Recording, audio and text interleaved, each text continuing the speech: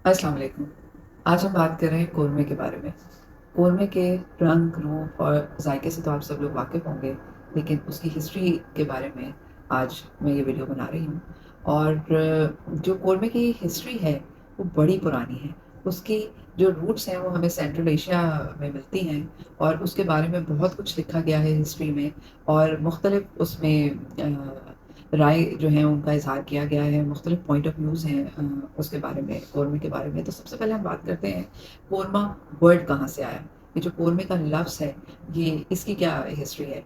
तो कोरमा जो है, वो कहा जाता है कि पर्शियन वर्ड कवर्मा से डिराइव किया गया और कुछ जगह ये भी लिखा गया है कि ये एक फ्यूज़न है, 3 चीज़ों का फ्यूज़न है। पर्शिया में, ईरान में जो ख़ोरमे बनाया जाता है, वहाँ से ये शायद लफ्ज़ लिया गया है। कुछ जगह पे कहा जाता है कि आज़रबाईजानी जो कवरमा बनता है, जिसको ड्राई फ्रूट्स के साथ और अंगूर के जूस के साथ बनाया जाता है, शायद ये लफ्ज़ वहाँ से आया है। और कुछ जगह पे ये लिखा गया है कि जो टर्किश कवरमा है, शायद ये वहाँ से लफ्ज़ आया है।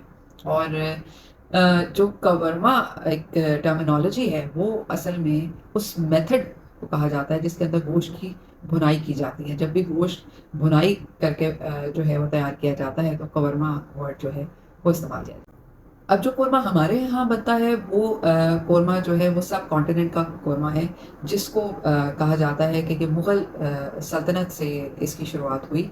और इसकी हिस्ट्री जो हमें मिलती है वो 16th सेंचुरी से मिलती है। और अकबरनामा जो था, जो मुग़ल बादशाह थे अकबर, उनके बारे में जो लिखा गया, जो उनकी हिस्ट्री लिखी गई है, अकबरनामा, उसके अंदर भी कोरमे का ज़िक्र है। उसके अंदर 30 रेसिपीज़ जो थी, जो मुग़ल रसोई में, जो मुग़ल दस्तरख़्वान के ऊपर सजाई जाती थी डिफ़रेंट डिशेज़, उसमें से 30 रेसिपीज़ ऐसी हैं जिनका ज़िक्र जो है वो अकबरनामा के अंदर हमें मिलता है। और उसमें से एक जो है, जिसे आप कहें कि सर-ए-फ़हरिस्त जो है, वो कोरमा ज़रूर है उसके अंदर। और वहाँ पे जो मेथड एक्सप्लेन किया गया है, जो उसकी रेसिपी एक्सप्लेन की गई है, वो आज तक क्योंकि हमारे पास मौजूद है, तो उसमें ज़्यादा रद्द-बदल आ नहीं सका। उस रेसिपी के साथ ज़्यादा जो है वो तब्दीली और ज़्यादा फ्यूज़न जो है वो नहीं हो सकी।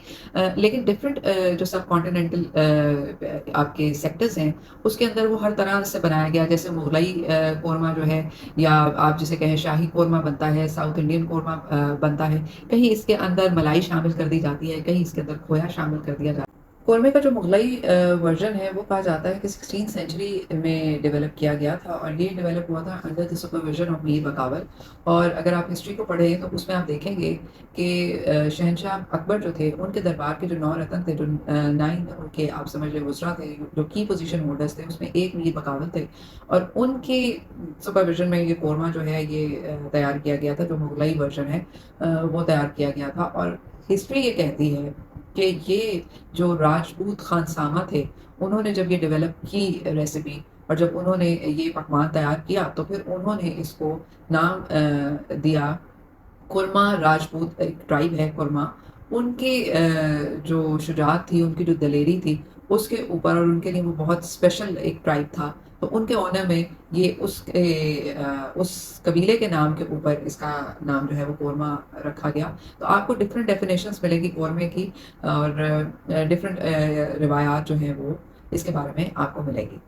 अच्छा, अब अगर हम बात करते हैं रेसिपी के बारे में, और अगर हम बात करते हैं इसके तरीक़ाकार के बारे में, तो जो मुग़लई वर्ज़न जो है, जो रेसिपी अकबरनामा में हमें मिलती है, तो वहाँ पे जो रेसिपी बताई गई है, उसके अंदर जिन चीज़ों का इस्तेमाल हुआ है, उसमें घी है, उसमें दही है, और उसमें प्याज़ है, और उसमें बादाम है, जिनको भिगो के और छील के और फिर पीस के उसकी पेस्ट जो है वो शामिल की गई है। ज़ाफ़रान है, और बहुत खुशबूदार जो मसाले हैं, वो उनका इस्तेमाल जो है वो उसके अंदर किया गया है। अब जो इसका मेथड है, इसको पकाने का जो तरीक़ाकार है, उसके बारे में भी आपको बहुत सारी रिवायात जो हैं वो मिलती हैं। कहीं ये कहा जाता है कि इसको भुनाई करने के बाद दम पुख्त के तरीके से बनाया गया। कहीं ये कहा जाता है कि इसको खुले बर्तन में बनाया गया है, मतलब उसको ढका नहीं गया था और खुले बर्तन में इसको पकाया गया था गोश्त की भुनाई के बाद। और क्योंकि इसमें दही शामिल होती है, तो एक ख़ास टेम्परेचर जो है वो मेंटेन किया गया था, जिससे दही जो है उसकी दाने जो हैं वो ना बने, दही फटे नहीं। تو اس کی بھی بہت ساری روایات آپ کو ملتی ہیں، تو یہاں سے آپ کو اندازہ ہو جائے گا کہ قورمہ جو ہے وہ بڑا امپورٹنٹ ایک پکوان تھا، جس کے بارے میں تاریخ دانوں نے اپنی اپنی نالج کے مطابق اور اپنی اپنی انفارمیشن کے مطابق کچھ نہ کچھ ضرور لکھا ہے۔ یہ تو ہو گئی قورمے کی بات۔ اگلی بار میں کسی نئی ڈش کے بارے میں، کسی نئے کھانے کے بارے میں نئی انفارمیشن آپ لوگوں کے ساتھ شیئر کروں گی۔ تب تک کے لیے اللہ حافظ۔